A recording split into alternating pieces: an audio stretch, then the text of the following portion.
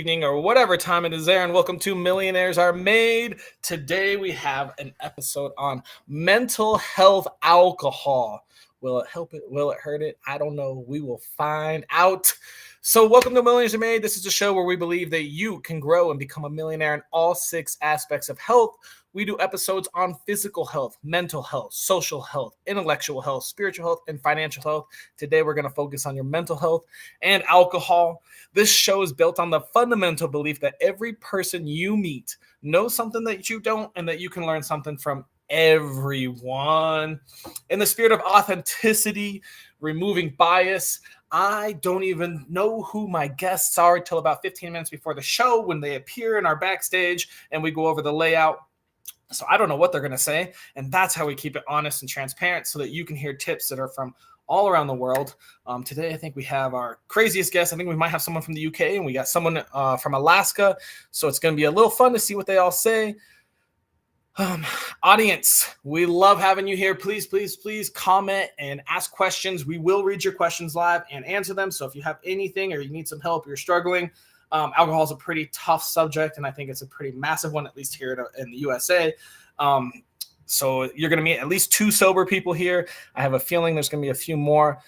Please ask. It's a touchy subject. If you want to go and find one of our guests and connect with them, do that too. We'll be posting all their links so you can message them privately.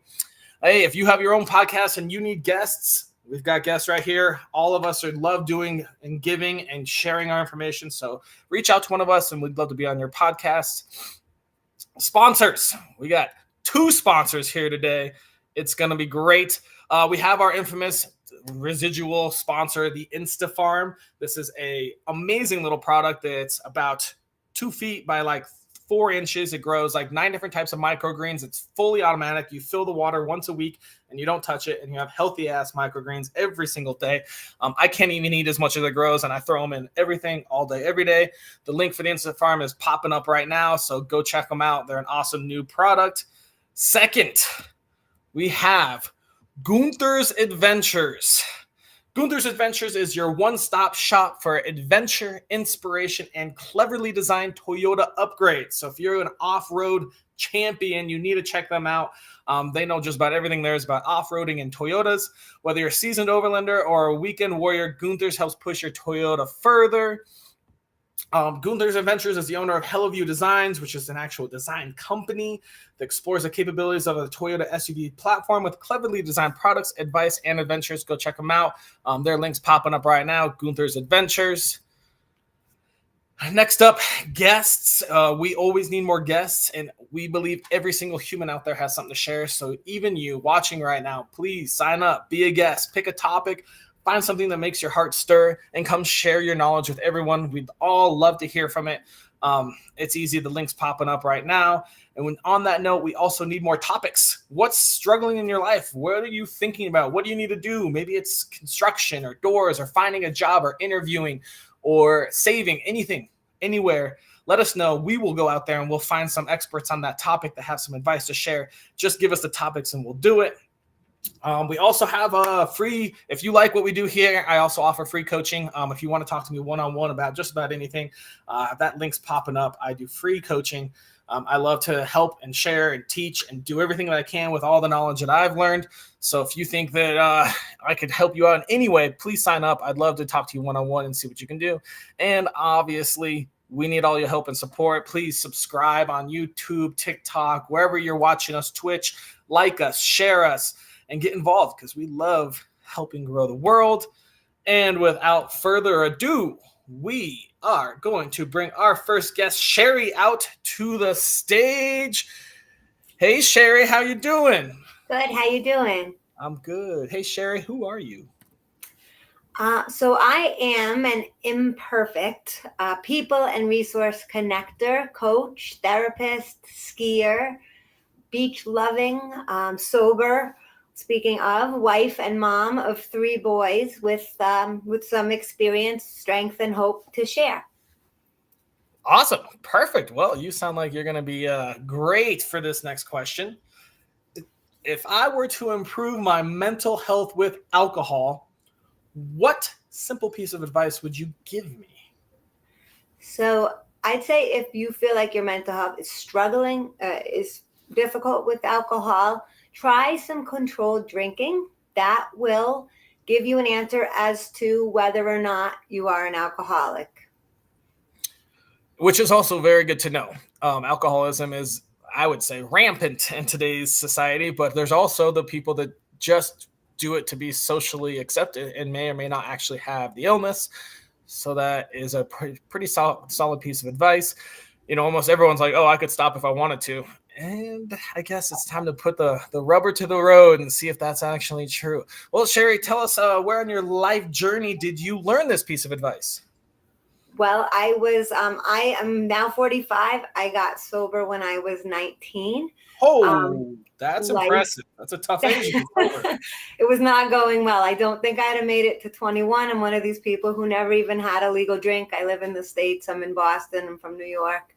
And I went downhill very hard, very fast as a teenager. I couldn't stop drinking or using drugs. And I ended up in a rehab, and at 19 you're in rehab. Okay. Yes. And that was one of the things, anybody can stop drinking. People do dry January, all this. Can you stay stopped? And that's kind of the question. There's plenty of people who are, may look like, you might say, oh, that person's an alcoholic. They look like an alcoholic, but from the way they party, but given some major circumstance in their life, their liver's failing, or they're getting divorced or losing jobs or whatnot. Those people can generally, given some factor, can stop or cut down and stay so.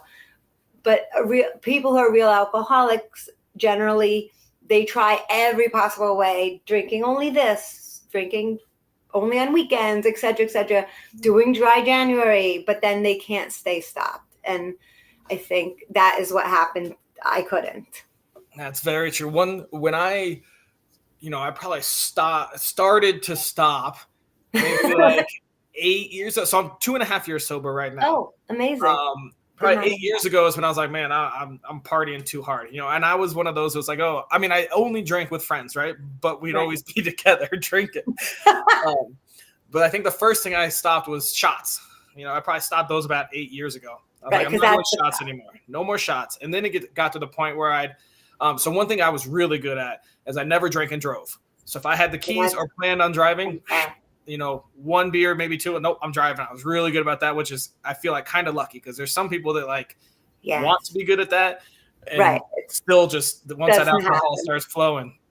And so then I would start driving like one night, and I'd just be the DD all night. I'd go out, hang out, have a beer, maybe 2 or 3 throughout 6 hours.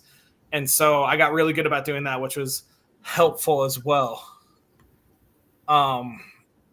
Yeah. And so, I guess your tip is kind of, figure out where you at and where your line is and where you actually want it to be, kind of, Yes, exactly. And you'll figure it out. Hopefully if you are an alcoholic, hopefully before it gets really, really, really bad. But yeah. And so that's a tough spot. How do you know? How do you figure it out? Right. Yeah. So what was you went to rehab? Was that your low point? Is that when you? Yeah, my low point was I had failed out of I was failing out of, I went to college. I made it to a college. I was failing out, so I took medical leave. And I was working. My uncle had gotten me a job at the stock exchange, which, as you may imagine, was very conducive to drinking and partying. And I actually overdosed on a drug in the middle of a 2,000 person Christmas party. And my parents said, we're giving you one shot. They were waiting for me to die. They weren't really speaking to me much, but they said, we're giving you one shot. We're sending you to this rehab. And I ended up going, and then they sent me to another rehab in Delray Beach, Florida. I don't know if it was the land. It's like the land of rehabs there, and older people in rehabs. so, so I ended up there, and I still didn't really want to be sober. I didn't know anyone. I mean, the people I met there, but as a young person, I thought, who does that? And I very, very luckily found a group of friends a few months in that were all sober, and 7 out of 8 of us, I think, are still sober. That's awesome. Good for you. All right, Sherry, thank you so much for sharing that. We're going to put you backstage and move on to our next guest. Hey, Duncan, how you doing? Oh, I'm always good when I'm with you. It's nice to be back. I'm glad to have you, man. Let's see, who are you? Answer that a little bit. So, my name is Duncan Baskaran Brown. I am a speaker, an author, a Morris dancer. I live in Oxford with a beautiful wife, a cheeky child, a couple of bonsai trees. I like falling off my inline skates. What I do all day, though, is, well, some people think that, it's all about stopping drinking, but for me, it's about helping people to start living. Very cool. I like it. Okay, well, let's get to the nitty gritty. If I wanted to improve my mental health with alcohol, what simple piece of advice would you give me? Work out where your drinking is at.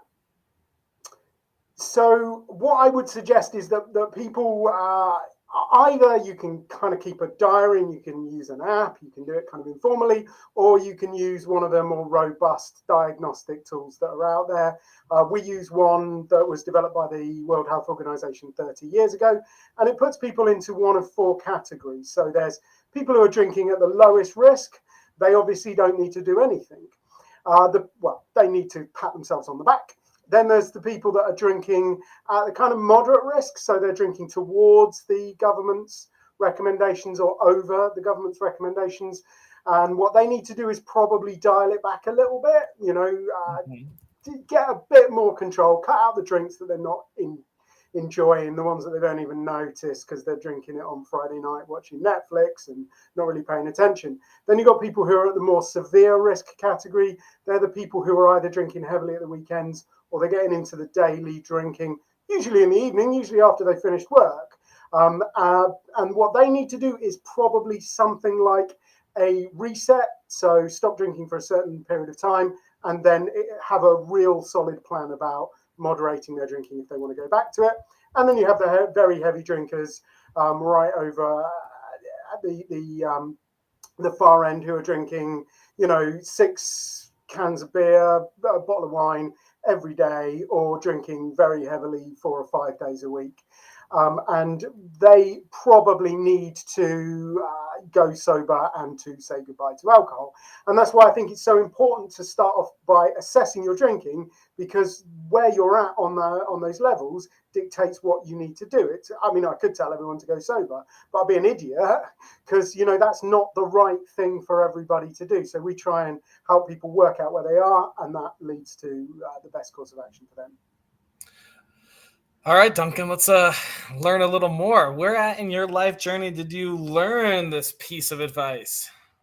Well, I learned the hard way that moderation was just not going to work for me. I devised all of these wonderful and pretty little plans for moderating my drinking and then ignored them after I'd had the first drink. And like it completely and totally went out the window. And I think that one of the things that really changed things for me was walking across the road.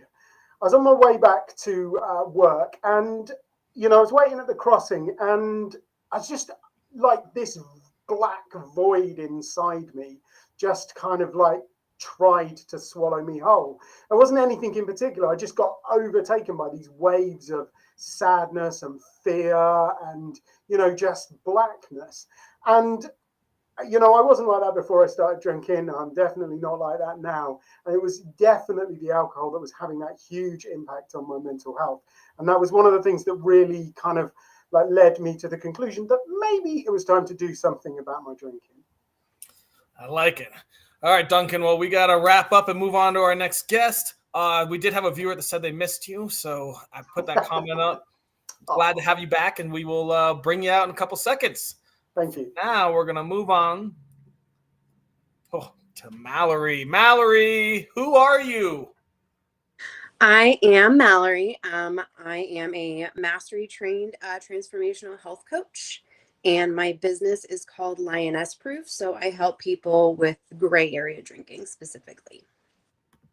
Very cool. All right, so let's see if I wanted to improve my mental health with alcohol. What simple tip would you give me? My simple tip would be don't have one. And Very simple.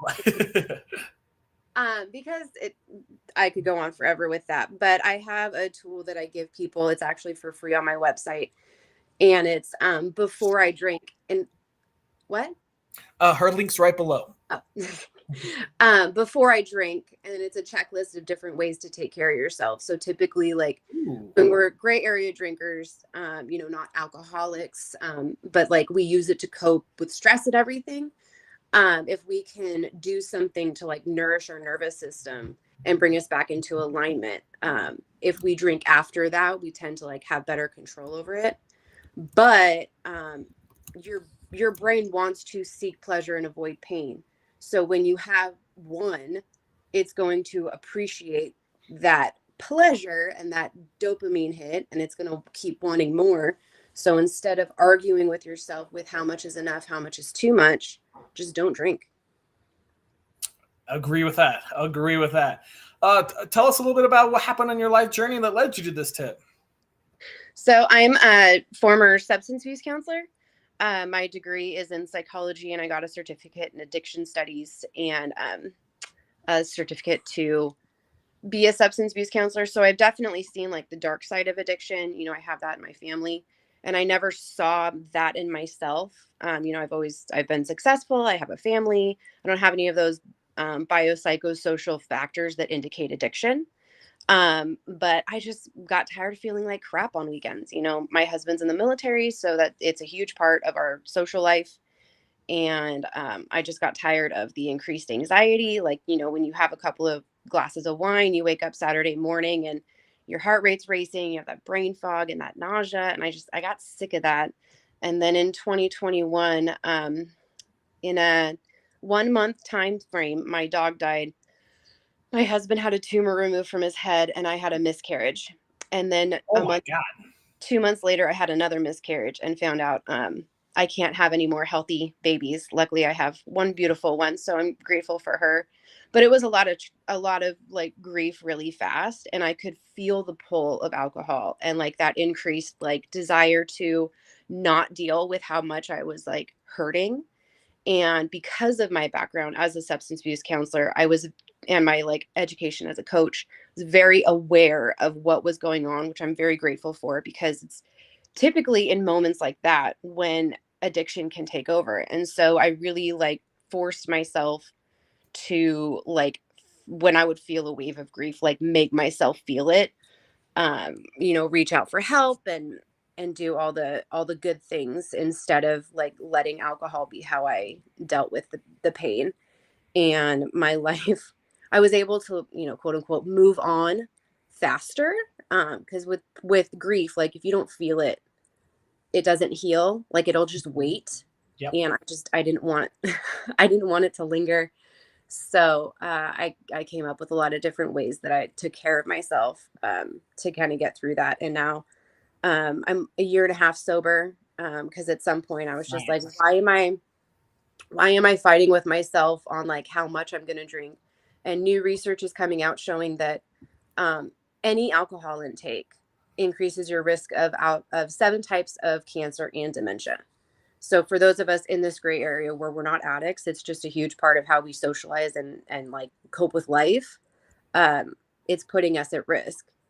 And so I don't know about you, but I don't want to go out that way. To the best that I can, sorry, it's my daughter. To the best that I can control what I put in my body, I'm not going to put myself at risk of dementia and do that to my child. So that's kind of my big why I don't have one, is I don't want to argue with myself, and I don't want to put myself at risk of dementia. I love it, man. What a story, Mallory. Wow. Thank you so much. All right, well, we're gonna go put you backstage for a second. We'll bring it back out in just a minute. I forgot to give you two things that I wanted to talk about. Two things that I guess they did kind of help me with sobriety. So the first is going to be called Cutback Coach. This is a company that I used. They send you text messages, you communicate them. They have actual people that you talk to that help you just start limiting. They control and track all your drinks with you and hopefully help you reduce that number. I use them for quite a bit. And the second one is this awesome book. I actually read it after I was sober for about a year, but it definitely reiterates why to be sober. So if you're looking to get sober or looking to drink less, and you want to learn the why, I mean, it tackles scientifically every argument. Stress relief, social anxiety, all these things that we drink for that are all fucking bullshit. Her link is popping up right now. It's a book by Annie Grace. It's called This Naked Mind, Control Alcohol. It's fucking amazing. I encourage you to go buy it and read it. Link's popping up now. And with that, we're going to move on and go bring everyone out for our round robin section. Mallory, Sherry, and Duncan. All right, guys, how you doing? Perfect. Good work. Good. Hey, Sherry, do you real quickly want to refresh what your tip was? Yes, my tip was, if you are concerned, are you an alcoholic? Try some controlled drinking and see if you are able to stay stopped once you're stopped. If you're not, you may be. Thoughts, Duncan?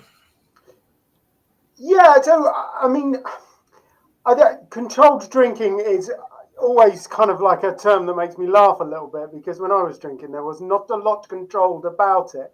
Right. And I think, it goes down to what I was saying. What you need to do is measure your drinking in some way. And, if you want to do that by trying to just have one, then that's a fairly good way of doing it. You have to be a bit careful, though, because some circumstances will change the amount you drink. Where you are and who you're with affects what you drink. So just because you can drink, one in certain situations doesn't necessarily mean you don't have a problem. Mallory, what are your thoughts on Sherry's tip? My thoughts on Sherry's tip? I think it's a good place to start. I'm a huge fan of paying attention to what your brain's doing. And like can you stay stopped? What's coming up for you when you feel the urge to drink more? And I was going to add to mine of like, don't pick up the first one. A huge shift for me that led to me actually not drinking at all was I was really stressed out. And I thought, I need a drink right now. And I was like, what does that actually mean when I say I need a drink right now? And then I thought, I need peace. That's what that means. What would actually provide peace for me right now? Because it's not alcohol. Like, if we're all honest with ourselves, alcohol does not provide, you feel good for a couple of minutes, but it doesn't make you feel good. Like, it's poison in your body. It makes you feel like crap afterwards. So, like, what would actually give you peace? And then go do that instead. So when you go sober, you learn a lot of that too about, how you used to just use alcohol to cover up actually making your mental health better.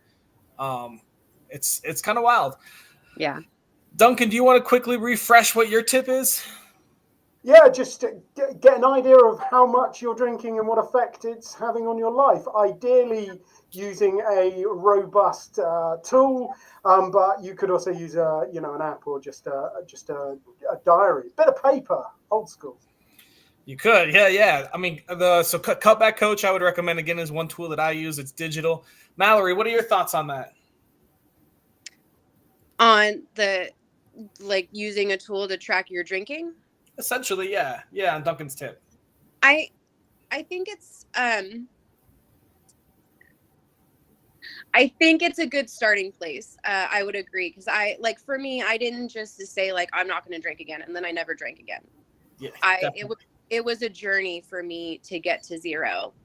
But I think that if I had a coach to work with on it, it would have taken instead of 2 years. I think it would have taken me 6 months. So I think it's a good idea to become aware of what your triggers are, what your internal dialogue is, what your excuses are to drink. I think that it's a good place to start for that. Sherry, what are your thoughts on Duncan's tip? I also think it's a great place to start. It reminded me of this friend I had who she'd say, I'm just going to have a drink. But I had noticed that I never said anything. I noticed her a drink was 2 shots and 1 beer. That was like the algorithm. And I think if she was trying to stop drinking, et cetera, and I think if she had used a tool, that's like a starting point where she would have realized, oh, wait a minute, I'm drinking a lot more than I'm thinking I'm drinking. She genuinely, that was a drink to her. And so I think data is always a great starting point, especially if you're not even necessarily certain you have a problem or are just not even aware. Like Mallory's talking about, becoming aware is a huge factor. So I think it's great to be able to start with data because data doesn't lie. I agree with that. Hey, Mallory, do you want to quickly refresh what your tip was? My tip was just to not have one. Not have one. All right, Duncan, what are your thoughts on that? Love yourself in another way. And you only get one brain in this world. Do you really want to shrink it? Whoa, clip that. Duncan, what are your thoughts? So just in terms of own and don't have the one, I think that's, it gets to something that's really vital and quite misunderstood by people. A lot of people think that not drinking is hard, but actually trying to control your drinking, trying to drink in moderation is much harder because you have to go through this dialogue, like, am I going to drink tonight? How much am I going to drink? What am I going to drink? Am I going to stay if I drink my quota? How much do you have to drink before it's socially acceptable to have a kebab? You have to have all of these discussions with yourself, which is mentally quite taxing. And that's just working out what you're going to do. Once you've worked out what you're going to do, you've got to do it. And the problem with alcohol is it shuts off your prefrontal cortex and then all your plans get thrown out. Also, I learned recently, which I think it's funny, I didn't learn this in college when I was studying this stuff. Did you know the actual feeling of being intoxicated is your brain's response to poison? Like it's your brain filtering the poison out. I find that really disturbing. And a hangover is just withdrawal from your addiction. Yeah. Sherry, what are your thoughts on Mallory's tip? I think that it's very on point. If you don't have the one, you don't start any sense of craving. There's, as Duncan was saying, there's a lot less to calculate, think about, and then think about and do. I think it's easier said than done for people who aren't aware of all of this. And so I'm really happy that you had this episode and to be on here. Well, we're glad to have you. All right, guys. Daily challenge time. We got to think of something that takes less than 5 minutes, costs $0, and it's available to anyone from Kathmandu to Nigeria. Let's not make it just don't drink. That's too simple. Let's make it a little something else that even us that are sober can still do too. Thoughts?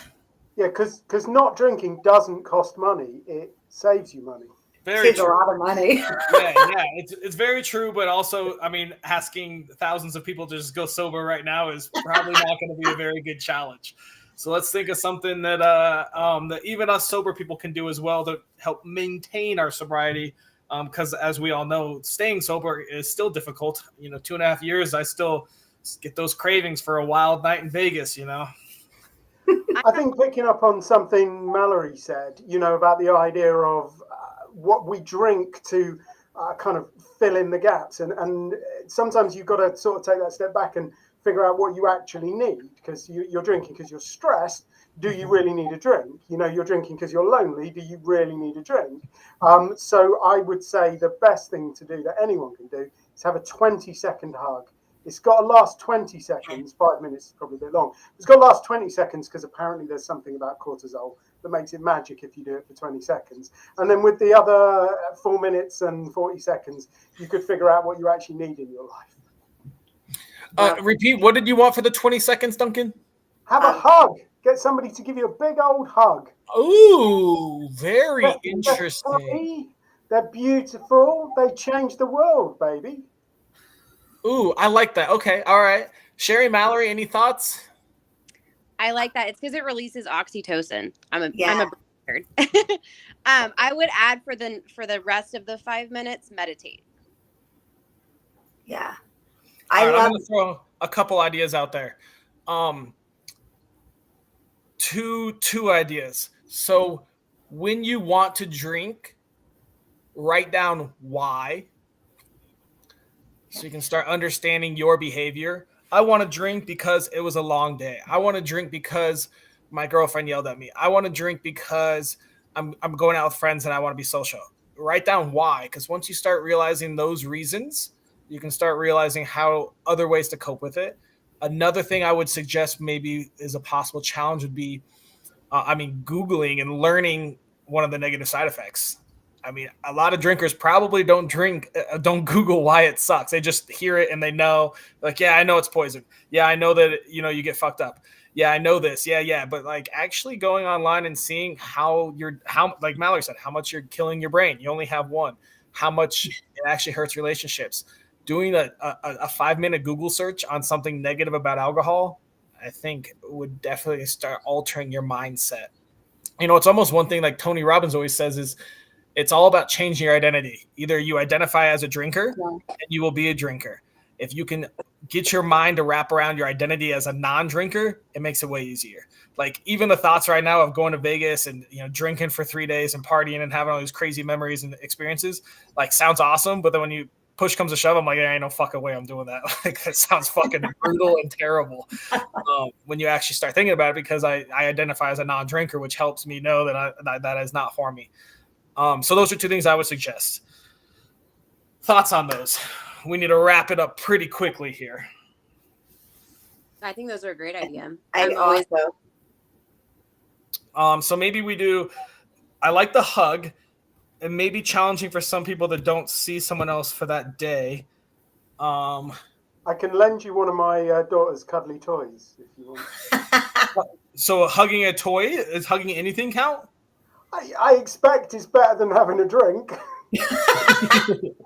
True. All right, let's do. I don't have any toy. I guess I can hug a pillow. Fuck it. Let's hug a pillow for 20 seconds. 20 seconds. And then maybe we just start to get to know ourselves and we just write down one reason why we're drinking. It almost fits with your meditating, Mallory. You kind of meditate and you just think of the last time, one of the last times you drank. I want to know why, and write it down. Either post it on social or fucking write it down or something. Last time you wanted to drink, because all of us, we still want drinks sometimes. Why do we want this drink? What's happening in our life that we need this drink? For me, it's mostly social. It's like, hey, we're going out this weekend, watching the game. I want a beer, something like that. So also, thanks, Mike. Mike just said, don't hug the Jack Daniels bottle, please. Hug a pillow, hug a human or a pillow for 20 seconds. Then write down why you wanted to drink last time you had an urge. Can I add? Go ahead. Can I add to that? Yeah. So, anxiety and gratitude work on the same neural pathway in your brain. So you literally, physically cannot feel anxious and grateful at the same time. Ooh. Yes, and it makes you want to drink. And you're journaling, write down everything you're grateful for. It could be that the sun is out. It could be that you have a roof over your head. It doesn't need to be significant, big, but the more you can get yourself in the state of gratitude, your anxiety has to go away. It's science. I love that. And that's true. I know that to be true.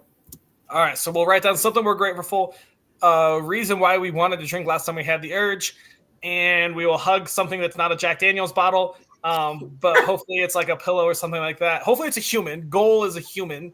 But if you don't have a human around that day, if you worked 20 hours or you were traveling or something, I don't know. Or maybe you have other issues you don't want to deal with, then go hug a pillow, and at least that'll be better than having a drink. Awesome, guys. Well, we did our work, and we got our challenge. Thank you guys so much for being guests. It was a lovely episode. It is now time to wrap it up. So I'm going to put you all backstage.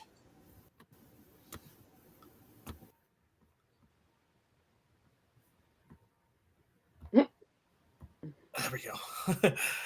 Well, thank you so much again for watching the episode of Millionaires Are Made. Sounds like a lot of it is going to be difficult. We know going sober and alcohol is super challenging. Luckily, we had 4 guests that have done it. So if you have questions or need help, fucking ask one of us. All of our links are posted below. We had sponsors from Gunther's Adventures and InstaFarm, so go check them out, support them so they can support us so we can keep doing this. Free coaching. If you are struggling with sobriety, hit me up. I'm developing a coaching course. It's all going to be free to help people get sober and learn how and why alcohol works. We posted some links to some books and some other ones. Cutback Coach is one that I use. It's a text message. You text them while you're drinking to a real live person that helps you reduce it. It's pretty awesome. Go check out our guests. They all are going sober. They all can help you out. Follow them on Insta if you're a little cautious or curious. And just see what they're posted. Just start learning. I mean, one of the biggest things is surrounding yourself and identifying as a non-drinker. So liking and following people that are sober and lead a sober lifestyle can start with your mental shift away from drinking alcohol. Hope you all enjoyed it. Hope you all learned something. Come back next week or in 20 minutes for our next episode. And feel free to go check out our link for all of our episodes. I think this is episode 42, something like that. So we've done quite a lot. And please sign up to